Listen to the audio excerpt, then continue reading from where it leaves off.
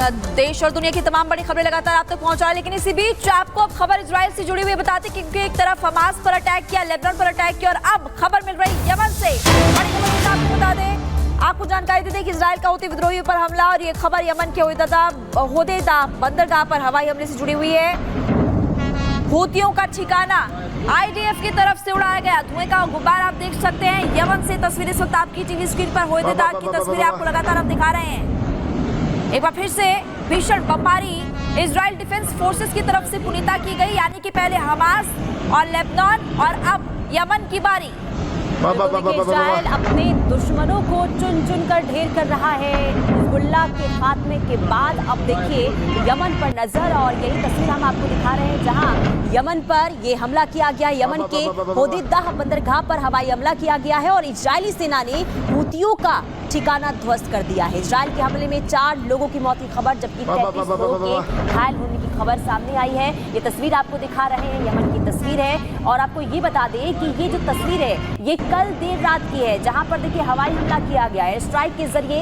अब हूतियों के ठिकानों को ध्वस्त किया जा रहा है, नष्ट किया जा रहा है। और कुल मिलाकर देखिए इजराइल की तरफ से पहले ही ये कह दिया गया है कि किसी की दुश्मन यानी किसी भी दुश्मन को छोड़ा नहीं जाएगा। और यही वजह है कि एक के बाद एक अपने दुश्मन को खत्म कर रहा है इजराइल। अब हूतियों पर नजर, और ये 2 तस्वीरें आपको दिखा रहे हैं कितनी तबाही यमन में मची है।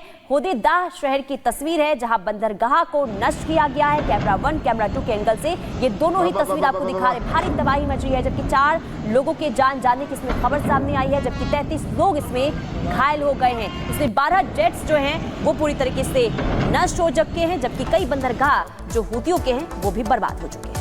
बिल्कुल, देखिए 7 अक्टूबर के भयानक हमले के बाद से ही इजराइल अपने हर एक दुश्मन को चुन चुन कर खत्म कर रहा है। अब तक 2 दुश्मनों को उसने पूरी तरह से बर्बाद भी पुनीता कर दिया। बिल्कुल, और अब देखिए हिजबुल्लाह चीफ को कब्र तक पहुंचाने के बाद इजराइल अपने तीसरे दुश्मन की घेराबंदी शुरू कर चुका है।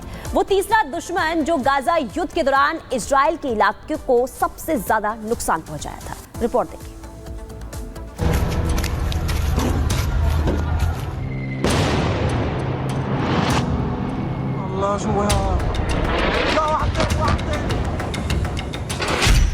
मिडिल ईस्ट में इजराइल का भीषण प्रहार।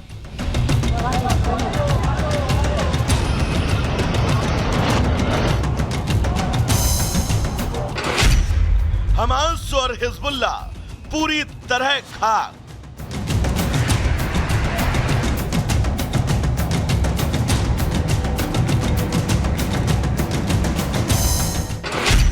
अब अगले दुश्मन के खात्मे की तैयारी। अल्लाह अकबर।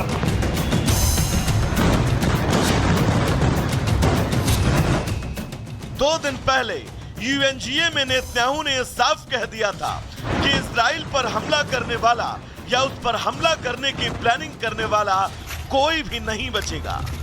और अब तक गाजा और लेबनान में जो कुछ हुआ है उसकी तस्वीरें नेतन्याहू की बात को साबित करती हैं। हमास और हिजबुल्लाह जैसे संगठन लगभग खत्म हो चुके हैं। इजराइल ने हिजबुल्लाह का वो हाल किया है कि वो पूरा संगठन ही बिना कमांडर के हो गया। और गाजा तो अब सिर्फ हमास के कब्रिस्तान के तौर पर जाना जाता है।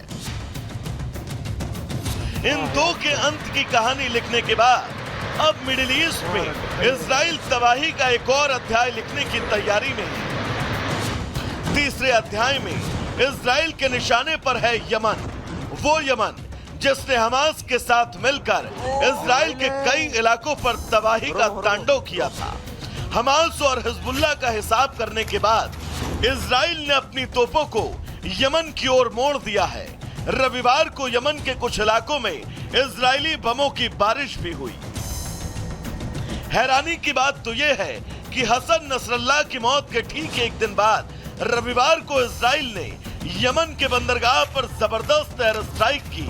यही नहीं, जिस इलाके में इजराइल ने धमाके किए वो इलाका इजराइल की राजधानी तेल अवीव से 1800 किलोमीटर दूर है। इन हमलों में सैकड़ों की संख्या में हूती विद्रोही घायल हुए हैं। पिछले कई साल से हूती विद्रोही इक के कब्जे में हैं। हूती विद्रोही इस बंदरगाह का इस्तेमाल ईरान से हथियारों की तस्करी में करते हैं। इजराइल ने यह हवाई हमला हूती विद्रोहियों के हालिया ड्रोन और मिसाइल हमलों के बाद किया। यमन को दहलाने की जो तस्वीरें दिखाई दे रही हैं, उससे तो कम से कम यही लग रहा है कि ये हमला आने वाले तूफान की छोटी सी आहट है। लेकिन आने वाला तूफान कितना भयानक होगा, ये कहना फिलहाल मुश्किल है। Bureau report, Republic Bharat. और जब आपको ग्राफिक्स के जरिए बताते हैं कि कौन है हूती विद्रोही जिस पर लगातार अब आईडीएफ की तरफ से हमले की तैयारी की जा रही है।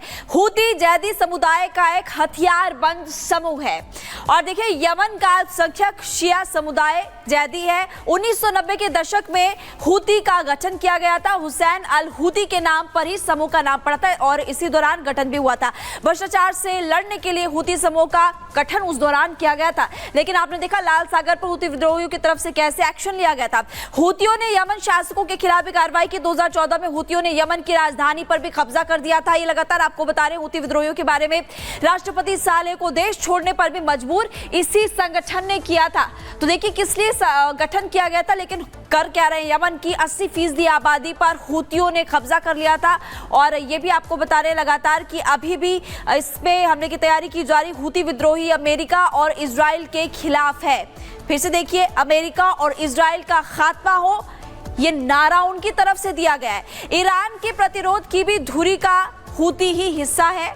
तो लगातार हम आपको बता रहे हैं कि आखिरकार ये हूती है कौन, हूती विद्रोही कौन है और आखिरकार इनके संगठन का बना कैसे था। हिजबुल्लाह और हमास का समर्थन हूती करते आए हैं। इसलिए जब इजराइल और हमास के बीच जंग हुई तो आपने देखा कि लाल सागर पर हूती विद्रोहियों की तरफ से बार बार निशाना बनाया गया था। जब भी युद्धपोत वहां से गुजरते थे तो कैसे अटैक किए जाते थे, वो तस्वीरें भी रिपब्लिक भारत ने आप तक पहुंचाई। लेकिन अभी आपको ग्राफिक्स के जरिए हम बता रहे हैं कि हूती विद्रोही आखिर कौन है, क्योंकि हिजबुल्लाह हमास का समर्थन करते हैं और इसीलिए अब हमास और उसके बाद लेबनान के बाद इजराइल डिफेंस फोर्सेस की तरफ से तैयारी की गई है हमला करने की यमन पर।